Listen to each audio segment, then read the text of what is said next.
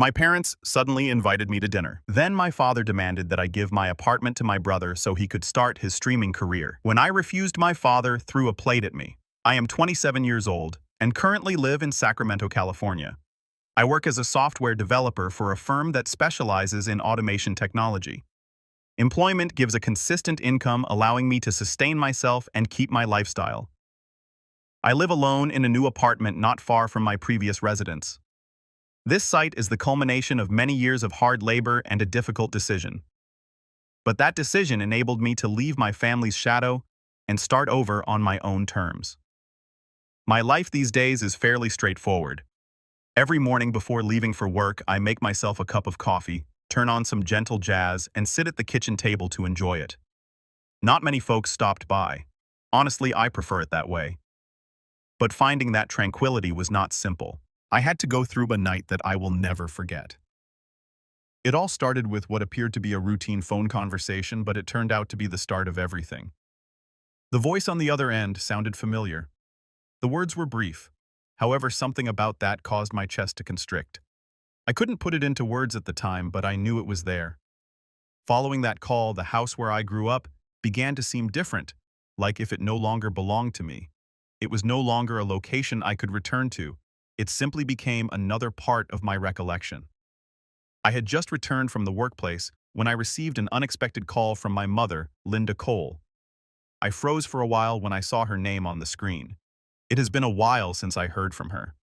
Seeing her name made my hand freeze, and my mind immediately returned to that afternoon.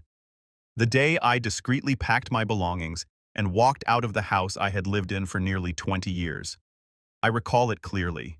As I stood at the door, my younger brother Aiden leaned against the fridge, hands in his pockets, and gaze turned away. My father Robert was seated at the head of the supper table.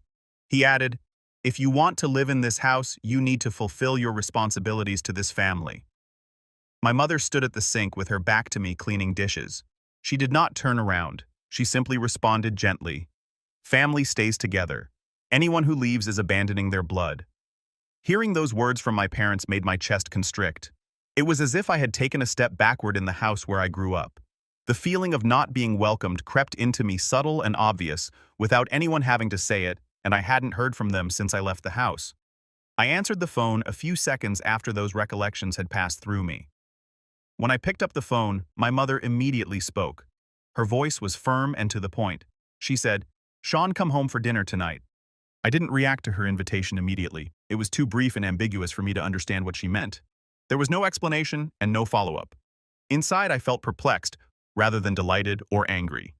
My mind was blank for a few seconds, unsure how to process the invitation.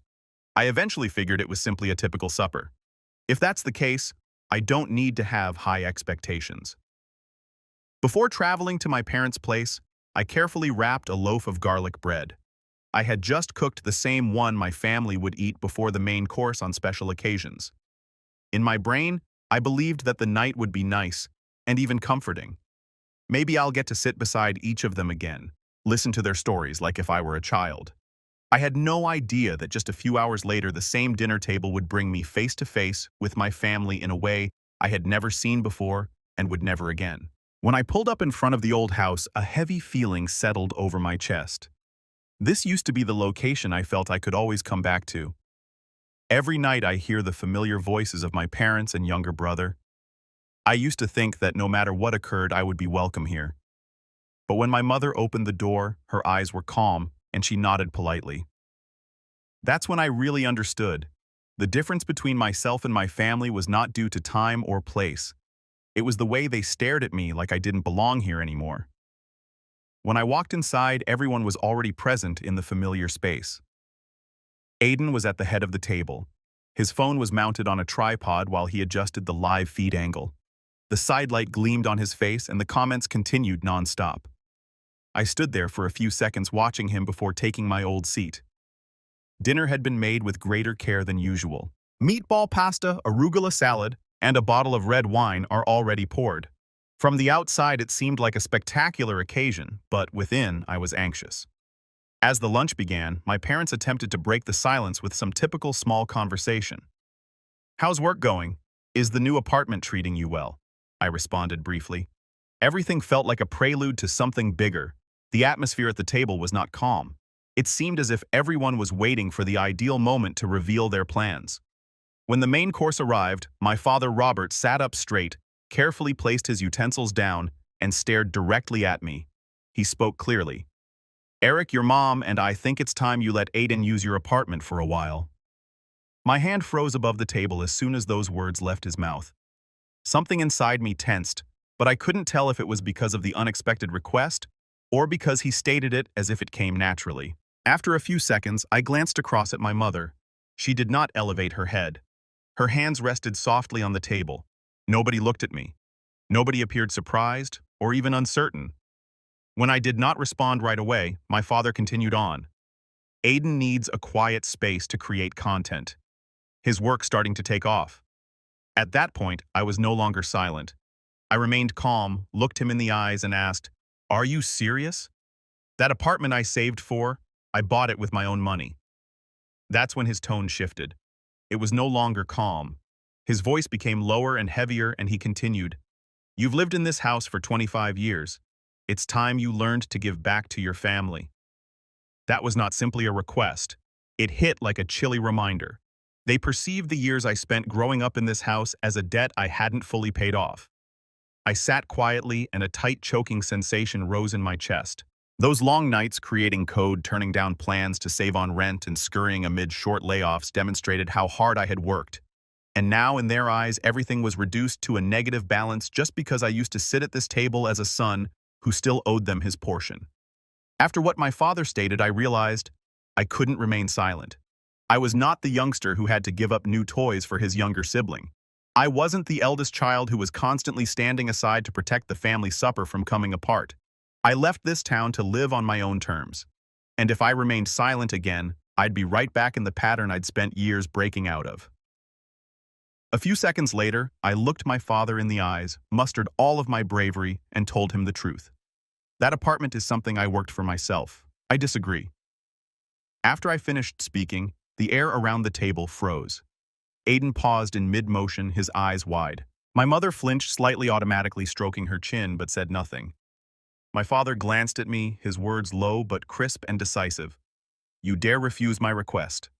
Still gazing straight at him, I replied clearly, "Yes, stop trying to control me." When my father heard me answer no again, he pushed his chair back and stood up. His face was strained and red, and he was holding a full dish of spaghetti. Before I could react, I saw the plate fly directly at me. The tomato sauce soaked my collar, spilled on my face, poured into my hair, and dropped across the table. After the plate struck me, he remained there breathing heavily, arms down by his sides. He did not move closer. He didn't say another thing. His eyes darted across the table and rested on my mother as if he was looking for a lifeline in a circumstance he hadn't anticipated. When no one reacted, he straightened his stance, chin slightly up, trying to appear in control. But I could see in his eyes a combination of rage and hurt pride. When that plate struck my face, I didn't hear anything else. The first thing I felt was neither heat nor agony. It was frigid, a peculiar type of cold. Not from the sauce on my flesh, but from the humiliation that seeped into my sense of dignity. That was the first time I'd ever seen my father so enraged. And it was also the first time I realized how blatantly unfair our family could be. There was nothing more to hide.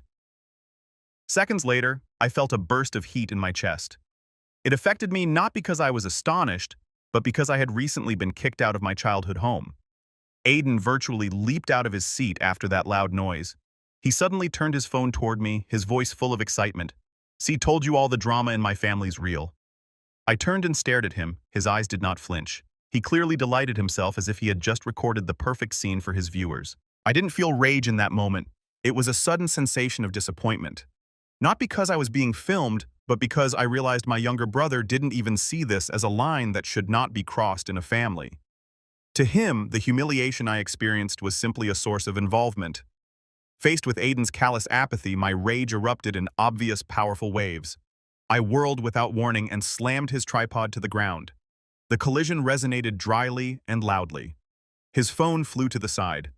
Aiden jerked back, surprised. I did not let him say anything. I pointed directly into his face and shouted, "You just crossed the line!" After everything, my mother sat still, her hand covering her mouth and her eyes avoiding mine. She did not hurry over to intervene or say anything to alleviate the tension in the air.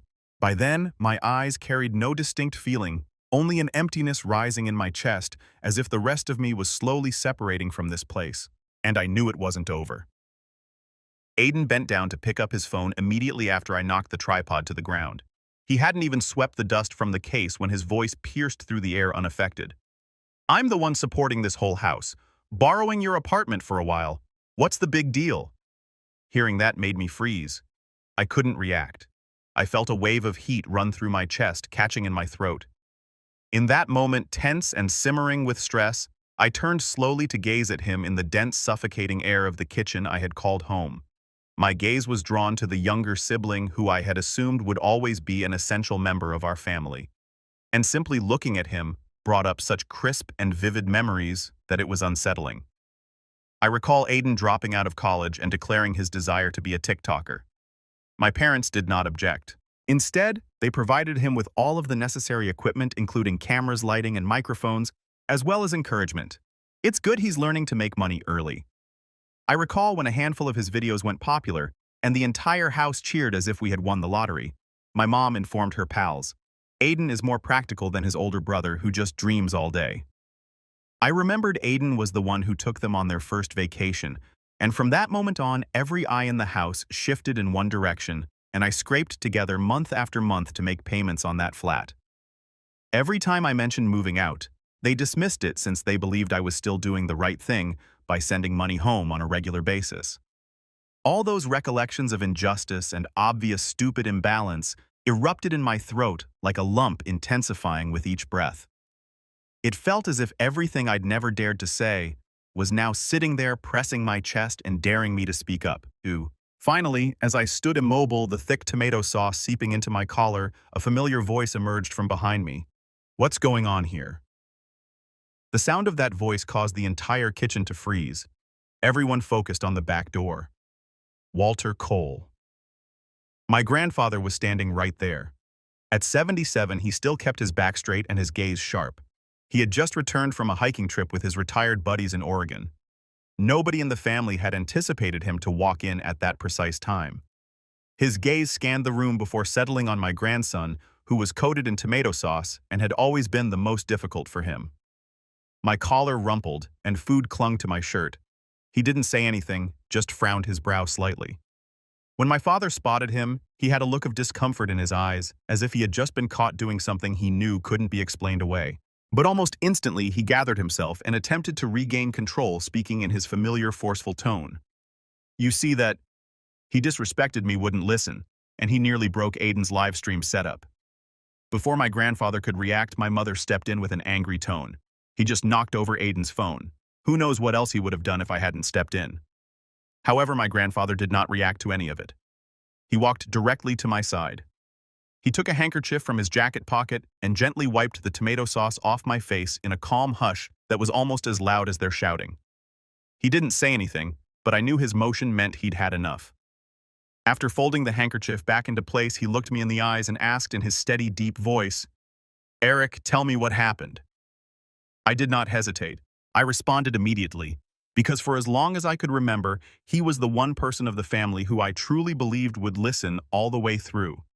He never interrupted, minimized, or forced me to follow his rules. Respect, he believed, was not determined by age or hierarchy. It was earned via fairness. I kept my breath calm and told him everything clearly and without hyperbole. I didn't need to emphasize the point. I knew he'd comprehend the rest. When I finished, he stood still for a few seconds. His face did not change. Then, after a brief pause, he turned to face my father and remarked calmly but firmly, "Robert, apologized to him." My father responded with a frigid smirk. "A disdain and your old dad. Just relax and stay out of this." After that rude response, my grandfather's face did not flinch. But I could feel the fire of his rage held behind those eyes which were now fixed on my father. A few seconds later, he turned to face the entire dining table. His eyes remained steady and his voice was low, yet firm enough to rock the room. He declared, "This house is still under my name. If none of you see what's wrong here, if no one feels the need to apologize, pack your things and get out." The subsequent silence in the kitchen was dense and heavy. I looked at Aiden. His head was lowered, his fingers twirling the phone in his palms. He said nothing. My mother stared at the floor, her hands clutched in her lap. My father looked to the side, avoiding everything. While everyone sat still, I could hear my heartbeat slowing and heavy in my chest. And at that moment I realized I wasn't alone anymore. A new line has been drawn smack in the middle of what was previously known as family. My father sprang up from his seat immediately following the long pause. His cheeks reamed with rage and he yelled, "You're kicking your son out over him." Still calm, my granddad responded, "I gave you the chance to apologize. You didn't take it." He paused for a beat before turning to face me. His look was slow yet strong, as if he was considering a decision more important than rage. Then, in a calm and unwavering voice, he gazed around the room at each of them saying, "You want him to give up his apartment? Fine, the three of you live there. This house stays with him." The statements felt like a definitive verdict. No appeals. There is no discussion. My father's expression was one of shock. His lips stiffened, his eyes expanded. With clenched teeth, he hissed, "You can't do that. This is my house, mine." My mother also sprang up from her chair, her worry palpable. Her voice broke and she almost cried out, "Dad, this is too much. What will people think about our family?" I looked across at Aiden. He didn't say anything. I just looked from Dad to Mom, then at our grandfather.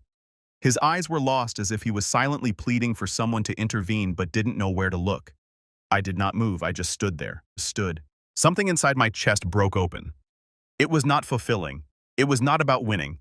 It was because for once, my grandfather stood up for me without asking me to prove it. My grandfather's face hardened as he witnessed the reactions around him. He didn't yell, but I could feel the intensity of his rage swelling beneath that quiet reserve. He turned and walked to the cabinet at the front door. Nobody dared to speak. Nobody dared to stop him. The room was so quiet that I could hear the slight squeak of the hinge as he opened the door. He held 3 jackets. My father's brown jacket, my mother's blue coat, and Aiden's familiar black hoodie. He threw them out onto the front steps without saying anything more. Slow and deliberate. There are no explanations or drama, only action. The front door remained open. A breeze blew in, bearing the frigid sensation of something that had recently been evicted from this dwelling. When he spun around, he was firmly in the center of the room. His gaze locked on all 3 of them and his voice became even lower. "I may be old, but I'm still clear-headed, and I know right from wrong," he then said without raising his voice. "No one gets to take my grandson's home and expect him to thank you for it." After those comments, my father stood immobile, his fists clenched so tightly that his knuckles turned white. My mother kept her head down, fingers close together, and gaze fixed on the floor as if she was trying to disappear. The only sound in the room was a mild wind blowing through the open door. I remained where I was, staring at the man who had accomplished something I had never imagined possible. A surge erupted in my chest, not from emotion, but from the peaceful, strange sensation of finally being valued in this house.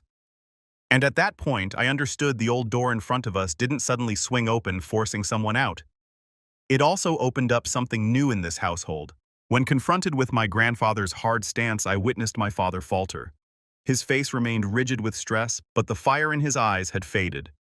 He took a step back, fists still clenched and lips parted as if to protest, but no words came out. Before he could say anything, my grandfather's voice cut in abruptly and definitively, leaving no opportunity for interruption. Still staring directly at me, he said clearly, "Eric, go back to your apartment, pack a few things, then come back here." I didn't say anything. I nodded and moved silently out of the kitchen. It felt like walking out of a courtroom without a judge or a jury, but with a verdict based solely on what was right. My head was whirling as I drove back to my flat. Every length of road seemed to echo with that plate crashing down. The sensation of sauce on my clothes, Aiden's averted stare, and my parents' voices looping through my thoughts as if they were attempting to resurface old memories. My chest still felt heavy despite the fact that the person who stood up for me was the most respected voice in the family. And I knew this because my father would only raise his voice when Grandpa wasn't present. Because my granddad is not easily swayed. He was a soldier who trained thousands of troops, fought on real battlefields, and confronted death without hesitation. In my eyes, and the eyes of everyone in the coal line, his word is more important than any judicial verdict. And just now, with the property and house still in his name, no matter how loud my father yelled, he had to realize he was standing on ground that no longer followed the old laws. But while I was packing a few items in my modest flat, I had no idea that everything was already in motion back at home. Not with emotion, but with the law. My grandfather's attorney, Thomas Moore, arrived shortly after I departed. At Grandpa's request, he brought 2 copies of past wills and a newly created paper and pushed them through.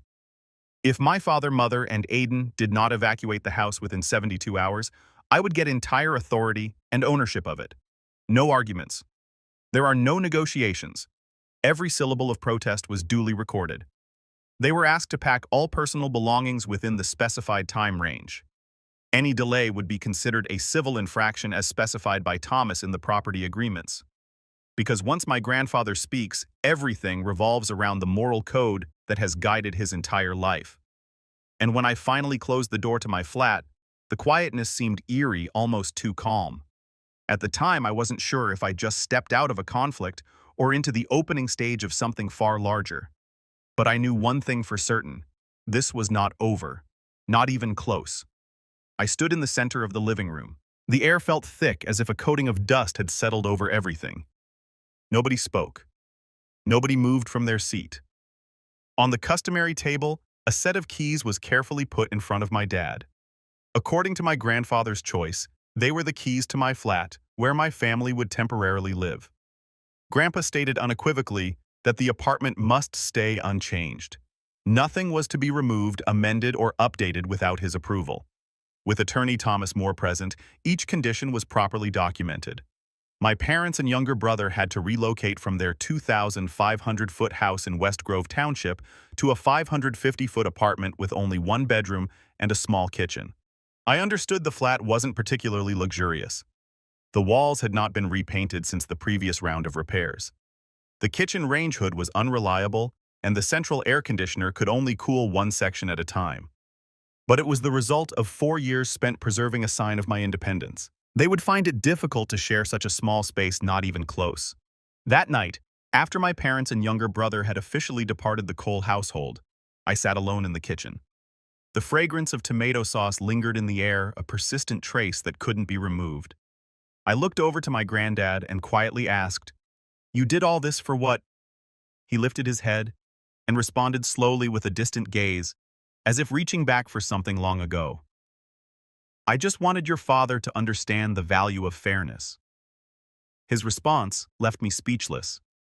Not because it astonished me, but because for the first time, I detected a hint of sorrow in his voice. He informed me that the distance between him and my father had only grown after spending so many years away from home in the military.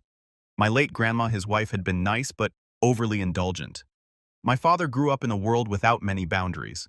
With a serene, almost disconcerting stability in his eyes, he said, "It wasn't until tonight, after staying silent for too long, that I truly saw what he did to you at dinner was unacceptable." He waited for a moment before adding one crisp, strong line. I felt a sentence settle deep into my chest. To me, real love and fairness have to go hand in hand. A father who doesn't teach his child where the line is, no matter how much he loves them, is still harmful. Hearing him say that made me realize something undeniable. My granddad never resented my father. He still felt a profound, enduring love for him. However, that affection was no longer delivered in the form of nice pats on the back or warm encouragements. It had changed into something firmer, something unshakable, a quiet but firm form of correction, fashioned by limits, discipline, and judgments that cause people to pause and actually consider. It was not punishment. The course correction was late, but necessary. After what he told me, I no longer saw him as the family's head. He changed into something very different. A last distinction between what is correct and what is easy. He hadn't just fixed one hectic dinner. It was about realigning a route that had deviated for far too long. I'm not sure what will happen next, but I know my family has reached a point where no one can pretend not to see. Following that day, I formally returned to the old house with Grandpa. No more calm dinners in a small apartment. No more long pauses between 4 blank walls. But I knew it wasn't the end. The next thing Grandpa asked me to do made me hesitate. A week after they moved in, my apartment was posted for sale at a 5% discount from market value. It was not a simple decision, but Grandpa made it plain that this was not punishment. It was a clean cut breaking the cord that had bound me to a version of the past I had outgrown. 2 days after the listing went public, a young educated couple arrived to see it. They made an offer and signed the paperwork the same day, then followed what we'd both expected. My mother looked perplexed when the purchasers arrived at my apartment with legal documents and an official move-out notice. Aiden struggled to maintain his composure. However, when they discovered it was true, my father Robert completely lost control. He appeared outside Grandpa's house, slamming both fists on the front door, his voice ringing down the street, cheeks flushed with rage. He shouted through the wooden door, "Eric, you ungrateful little bastard, turning on your own family, you're trying to steal my house and throw me out on the street." But it did not end there. He returned to his car, opened the trunk, and took out a red gas can. His hands trembled, but his eyes remained rigid and wild. In a panic, he yelled, "If you don't leave my house, I'll burn it all down. Don't push me!" His shouting echoed across the neighborhood. People stepped out of their homes. Some began filming. Within minutes, video clips had made their way into the neighborhood group chat. Inside, I stood by Grandpa. He said nothing. He only glanced at the door. I saw no anger in his eyes, not even disappointment, just a deep weariness. The expression of a father who has never heard his son say, "I'm sorry." A few seconds later, in a low and calm voice, he turned to me, placed his hand on my shoulder, and said, "From now on, I'm passing this to you." Being trusted like that made every muscle in my body tense. Not out of fear, but because I knew I couldn't stay still. I quickly called the police to report an emergency. 2 patrol cars and 2 fire trucks had arrived.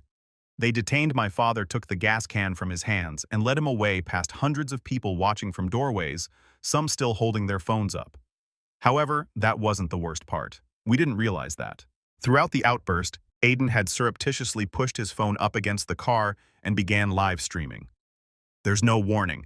There was no attempt to halt it. He simply stood behind the screen, photographing everything like a director capturing a live broadcast in frame. My father was pacing the sidewalk, cursing, swearing, pulling the top off the gas can, and threatening to burn everything down. Aiden did not step in. I did not look away. He adjusted the angle to keep Dad in the center, his gaze fixed on the screen as if watching the viewer count increase by the second. That seems chilly and concentrated. Not anger. Do not be afraid. Just a terrifying intensity, as if he were shooting the ideal viral moment. Within an hour, the replay had swept over social media. Some video clips of my father raising the gas can. Others played dramatic music while he screamed that if he was kicked out, he would burn everything. The comments poured in, some indignant, some laughing, some stunned, but almost all agreed on one point: that behavior was unacceptable. Then something unexpected began to unfold. My father's reputation was ruined by more than just the live stream. His son broadcasted it. Aiden broke the family's remaining limits with a single deed, not for the sake of truth, but to express one's opinion. I realized then that this wasn't just about one individual anymore. This was now the story of a family opening up to the world. It was irreversible. After the cops left, the house went completely silent. I leaned against the doorway, not sure what to say. At the far end of the room, Grandpa sat at his desk, his gaze riveted on the computer screen. It played back Aiden's live stream video from just hours before.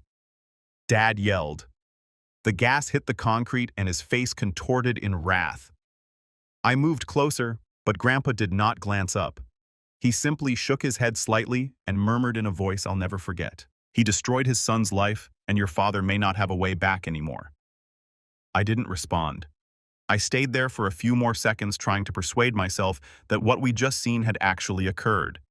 Before we had a chance to analyze the legal documents filed by Grandpa's attorney, which included property control, obligatory relocation, and inheritance modifications, another shift occurred, and this time it wasn't from us.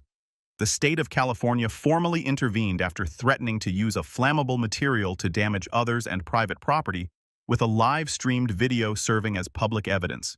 The Sacramento County District Attorney's Office issued a notice that a criminal investigation had been launched against my father, Robert Cole. The complaint did not originate from me, Grandpa, or anyone in the family. It came from the prosecutor's office on behalf of Californians. In the documents given to the residents, I read the following line. The people of the state of California versus Robert Cole. Only one video, only one irresponsible behavior was witnessed by hundreds. My father, who had been running a modest machine shop for more than 2 decades, was suddenly facing a criminal case. The charge was felony criminal threat with a maximum punishment of 3 years in prison or prolonged probation with a permanent restraining order. Grandpa received a complete copy of the case file as well as a formal summon to testify as the legal property owner whose safety and valuables were under jeopardy. And because I was present during the incident, I was called to give sworn testimony in court. I didn't feel relieved as I folded the subpoena and peered out the window where the neighbor's porch light was still visible through the foliage and over our fence. I did not feel angry either. Only one thing remained apparent in my chest. Nothing would ever be the same again after this. And my family had reached a point where there was no longer room for pretense or compromise. My mother visited Grandpa's house. She did not call ahead. She just knocked gently and waited. When I answered the door, she said nothing to me. She entered the living room where Grandpa was reviewing documents with his attorney Thomas. She remained there calmly for a few seconds before bowing her head, voice breaking. "Please save my husband. I'm sorry, Dad." Grandpa did not flinch. He did not answer immediately. He closed the file in front of him, took off his glasses, and stared straight at her. His speech was quiet and deliberate, with each syllable landing like a pin into motionless air. "I am not the one who put him in this position. If you want to plead, plead with your spouse, the man who stood in the yard with a gas can threatening to burn down his own father's house. Please speak with your other son, who has turned our family into bait for views. Finally, if you still have a conscience, go plead with the son you used as a punchline for 27 years. She then broke down, not loud, just little stuttering sobs, as if someone realized something they couldn't undo. She didn't respond, did not beg. She merely bowed, turned aside, and walked out of the house as if she had no place to stay. And I understood right then that my family was no longer whole in every sense of the word. At the criminal court, my father was sentenced to supervised probation and a no-contact order. He was not allowed to come within 300 feet of either me or Grandpa, effective immediately. There was no jail time, but the court made it clear that if he reoffended in any way during the next 2 years, his sentence would be upgraded to prison. Aiden faced no criminal charges, but his live webcast rapidly became a lightning point for public criticism. TikTok formally deleted his account, citing a violation of digital broadcasting standards. 2 more platforms followed suit, withdrawing any ad deals associated with his identity. The court never ruled on it, but society has its own way of delivering verdicts. Aiden lost everything he'd built. And perhaps for the first time, he grasped something I had been dealing with for years. Being in front of a camera does not equal power. Sometimes it's the quickest method to strip naked. I did not smile when I learned the news. I did not feel relieved. I simply closed my phone, sat beside Grandpa, and made him a cup of tea. The house was silent as it is every morning. There is no remaining noise, just enough room for 2 people, a steady breath, and something unusual. Something I hadn't felt in a long time. I could finally exist without needing to diminish myself in order to be permitted to. And for me, that was enough. And today, exactly 1 year after leaving that dinner table in a tomato sauce-soaked blouse, I signed the papers for a new apartment. It's not much larger, but it's brighter, more comfortable, and still close to where I used to reside. My father currently lives in a little house on the outskirts of town. He sticks to himself, avoids his neighbors, and has not been on any platform since. He is halfway through his probation and attends court-mandated behavioral counseling sessions on a regular basis. My mother lives with him in that calm place. She doesn't speak out and hasn't reached out. But after all, I believe she has now begun to reflect on the decision she once made and the price the entire family paid for a few seconds of stillness. Aiden disappeared from social media after losing all of his income. His previous videos were removed and brands ceased using his name. I'm not sure how he makes a life now. And honestly, I don't care as much as I used to. Only Grandpa lives in the ancient house. I visit him once a week. We drink tea, care the garden, replace light bulbs, and paint the fence. He speaks less than he used to, but I know he's still keeping an eye on everything, not with words but by keeping the house clean. And how he always arranges 3 cups on the table. One for him, one for me, and one is left empty, as if he's still waiting for someone even though he's not sure if they'll ever return. After all of this, I'd like to leave you with this. Not everyone in your family will support you. However, this does not imply you must continue to put up with it. Sometimes the bravest thing you can do is choose to protect yourself rather than keep the peace, even if it means giving up your sense of belonging. It's worth it since being true to yourself is always lighter than living to please others. That is the end of my story.